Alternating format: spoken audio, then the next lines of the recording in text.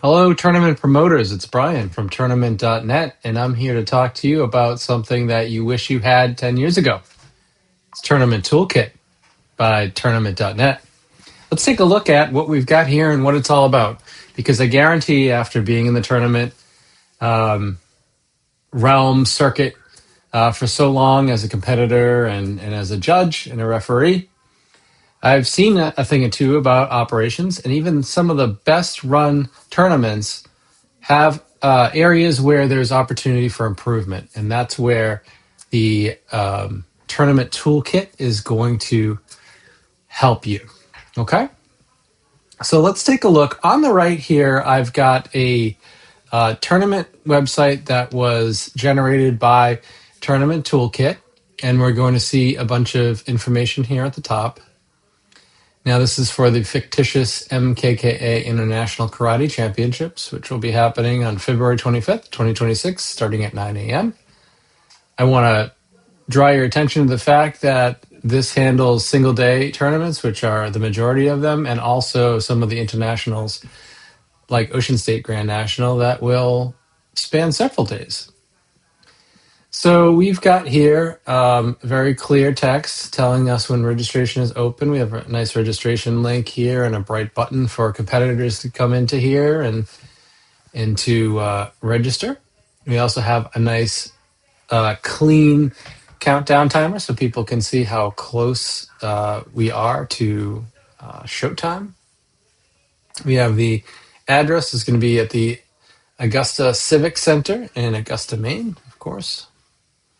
Any of the ratings will be shown here. In this case, a Crane 5A tournament, but this is capable of putting more ratings if you've got more ratings for your event.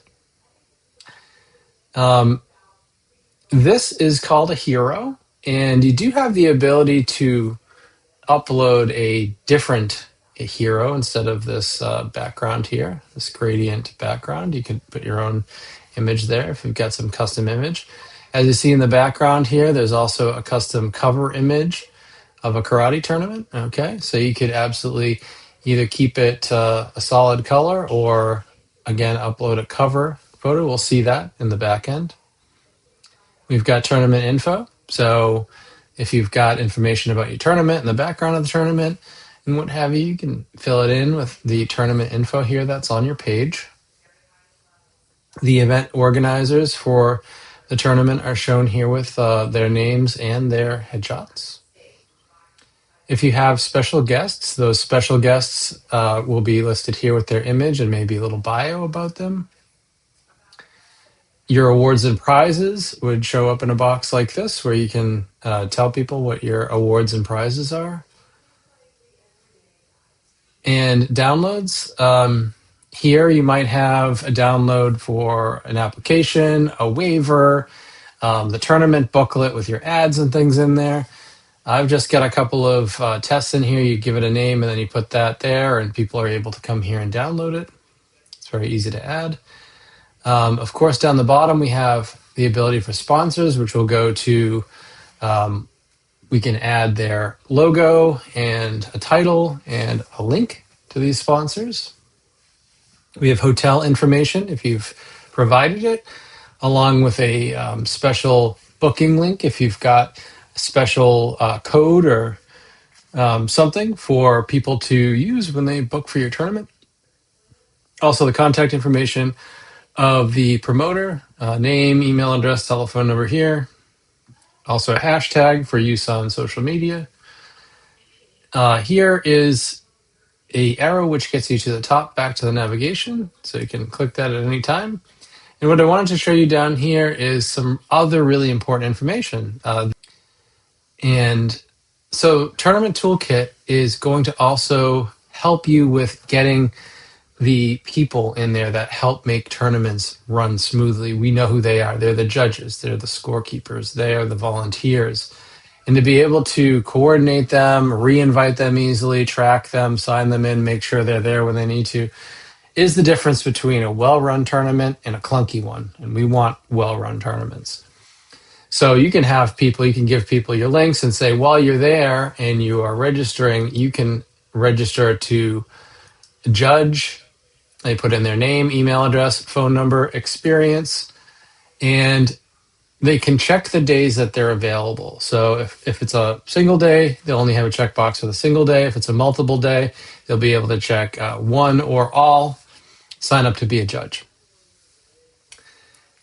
The great thing about signing up for a judge or a volunteer or a scorekeeper is they get an email right away. Not only is their information added to the system, but they get an email right away. And that email even has an invitation link so that they can put it in their calendar. So it's an invitation link with the address and the event and the day. All they have to do is click it and it's on their calendar and it's not going to slip their mind. Of course, you have a great event, so it's not going to slip their mind anyway, but why not give a secondary benefit of having a nice little event that they can easily add to their calendar, right? Same thing for the volunteer. So on the volunteer side here, the option here after they put in their name, email address, phone availability is as a volunteer, they can check this box if they're willing to score keep. And then they can check their days and then sign up to volunteer. Down here, we have vendors and ads. So if you have a tournament big enough where you have vendors there, maybe weapons, maybe anything you can think of, gear and stuff like that. You can have them direct them here. They put in their business name, contact, email, telephone, booth type. It's optional. And when they request a table, you set the price for the tables and the ads, and they get an email right away with a link for payment. And you'll see here in a few moments that we can set this up now with Venmo or PayPal, either or both. And then you can collect the money through those services. And the same thing for placing an ad. Except there are a couple other features here with the ad where they'll put their name, email address, the ad title, the image URL. This is a URL to an image that they want for the ad. They should be providing that for you. And then an optional link. So they can have a link that goes to their website, their product, or no link at all. And they submit that ad. It goes to you. You can approve it. They pay. Shows up. If they have ads and they're a sponsor, they'll show up here in this area. And then this is the title. So that's the ad title down here. That's the image URL. Okay. So that's how that works. Now let's take a look at and also up here, they can register. These are basically what are called anchors, which will go right through. So if we want to get involved, or let's go look at the sponsors, it's going to go right to there. And then they can go back to the top if they want to. And we are working on a feature that is hopefully going to be released soon, which is it'll allow people to use the hashtag you choose, and it will pull in pictures that people take during the event, and they tag with your hashtag. It'll pull them out from Instagram. Okay. And let's see.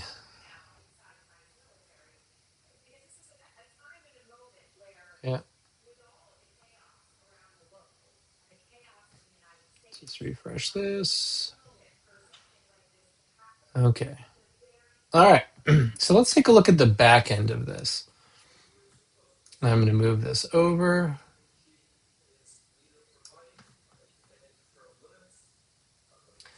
So we start after we log in and we have tournaments. Now, with the Tournament Toolkit, you are able to create multiple tournaments.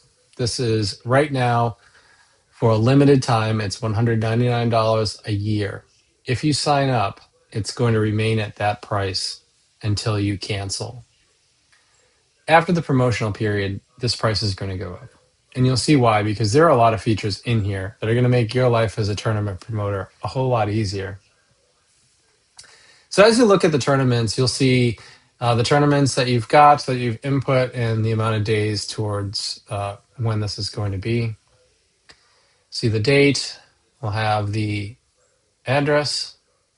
Payments configured means that you have put in under settings, which we'll see, your PayPal or your Venmo. You'll see the number of vendors, the number of ads, and income. You're also going to see the public URL, which is a URL that you will choose, that you could go to events.tournament.net / and then your URL, and that's where people will see your event. So you can view by clicking the eye. You can see all the details. You can edit them, of course. But we have some really good information here for you. We have ring staffing. So this will tell you, based on how many rings you've set up, how many judges you need, how many you have, how many scorekeepers, how many have been shown interest, how many you need, and then how many are checked in. You'll see all about the check-in too. See your ratings, special guests. You'll have information related to your judges that have signed up and also the volunteers. You will have access to this information as long as you have the account, and you'll see that you're able to easily, for your next event, these people that have already shown interest in supporting you, easily reach back out to them without having to maintain separate lists. Okay, so we got manage rings, manage vendors, manage ads, and reinvite former judges and scorekeepers. Let's take a look at manage rings. So at first, you can, I've already done this, I've set up 10 rings, but you can either do rings one at a time, or you can quick add rings by saying there are a certain number of rings, and then each ring must have this many judges and this many scorekeepers. It defaults to 3 and 2, but you can change those. So if you were to say, 13 rings because you do, and click add, it's going to add those rings for you, so you have to type them out. With each ring, you'll be able to assign scorekeepers and timekeepers, just like that. You just click add, and it adds that person. Now, with the tournament toolkit here, we have a pager system that's set up. And once these check marks mean that you have checked in for the day. So these people for this ring have checked in. So we've got all the judges we need. And for scorekeepers, if they haven't checked in yet, you can send a reminder, which sends a text message to them that reminds them to come and check in. You can also page. So if these people have signed in and we're not ready with ring 1, then we can just go, and if this guy right here isn't there, we can click the page button, and what that will do is we'll send him a page and say report to ring 1. And text messaging and paging is really good. I haven't seen anybody that's missed one yet. Emails, on the other hand, people miss them all the time. But text messages, nobody misses. Okay, so that's the ring assignments, and we also have the ability to download the ring assignments, and you'll see why, and we can print them. So at the day of the event, you can download the ring assignments by clicking the button, and then you'll open the file. And what you're going to see here is all the rings and the people that are in there, and you'll keep this at the front desk for check-in, and all you'll do, you can do it for them, or you can have them do it. It's probably easier for the person doing the check-ins to do it. If Brian comes up, you just take your phone and scan that. And then once that's scanned, they're all checked in. It shows up on that other page we were looking at with the check mark that they were all checked in. And they're good to go. And then you can just cross this off, go to the next one. Where were you? What ring? Boom, there you go. And then you can check them all in like that. So you know who's there and who's not, and you can page the people that are missing. So that's all about the rings. Let's go back to the tournament. Let's look at this tournament again. Let's see what else we could do. So that's the staffing. Once we manage the rings, we can auto-assign, where we just take the people that we have and assign them in rings based on the needs. Or you can do it by manual if you want. So we got vendors. We see that we've already set up PayPal and Venmo. We can manually add these if we have them already. Maybe it's already set up. We could do that, or we could do it based on people that have gone to the site and submitted interest. So let's say we've got, tournament.net is the vendor.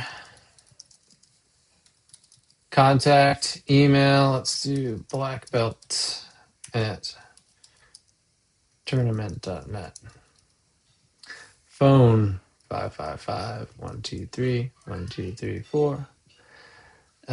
Status, let's say that they are approved and they are all paid. So we're just going to add that vendor right there and they're good to go. So that would be if you have already worked them out, that they were all paid and you don't want to send them over through the sign up form. So that's how that works.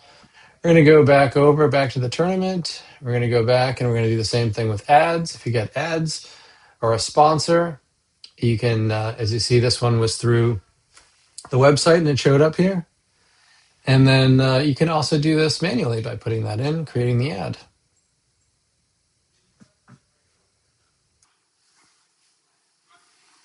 Okay, so let's take a look. The event pricing. So as we said, we could do the ads and we can do the vendors right from there. Let's go back to the tournament. The ability to reinvite former judges and scorekeepers only becomes available when you have another event.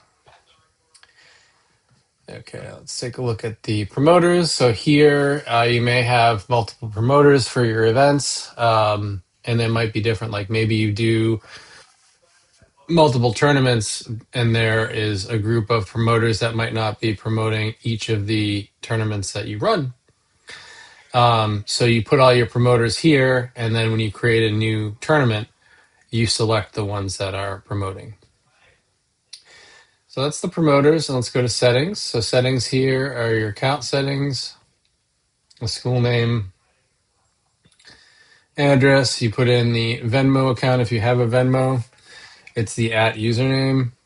If you have a PayPal account, it's your PayPal username. It's the one that you use for PayPal Me. You don't have to have any of these. If you don't have any of these, then you take payment some other way. This just gives you the ability to use the Tournament Toolkit as your billing system as well. One of the things to keep in mind about the account setting page here, if you make a change, you do have to put in your current password here. So we need your current password to confirm your changes. So you have to put in your current password here. It can be kind of confusing, and then you click update. If you want to change your password, you can do it here. So you put your password in here, and then your new password, and then a confirmation, your current password, and update. If you want to cancel, you can cancel there. Now, one thing to note is that once you have paid for the year and you cancel, it just won't renew for you. You do not get refunds. You pay for the year and you have access to this platform for the entire year. I think that covers all of it. If you have any questions about the platform, please leave a comment below and let me know. I'll try to answer it. If you're a tournament promoter and you want to jump in on this initial deal, it's $199 for the year. I'll show you by signing out. All you have to do is go to events.tournament.net. I'll have the link in the description. It's tournament with a 0 instead of an O. So when you go here, it's going to tell you all about why you should use the Tournament Toolkit for your promotions. Gives you all the information here. We've got unlimited events, custom event pages, that's the /name, vendor and ad management, judge and volunteer signups and tracking, rings and staffing, reinvite past staff, Instagram hashtags, thank you emails for payments, as well as the ICS, which is a calendar object where they can easily add it to their calendar. You can have ratings and special guests listed. It's $199.99 a year. If you sign up for the $199.99 and we raise the price, guess what? As long as you still have that subscription, that's all you're paying. I can guarantee that the price is going to go up after this starts to be adopted. Remember too, it's not here quite yet, but there is paging. So there's the ability to page and make sure that your operation runs smoothly. And that's really what we want at the end of the day. Again, I'm Brian from tournament.net. If you have any questions, suggestions, or want to be one of the people to work with us to make this the best product out there for promoters like you, I'd love to hear from you. Until then, bye for now.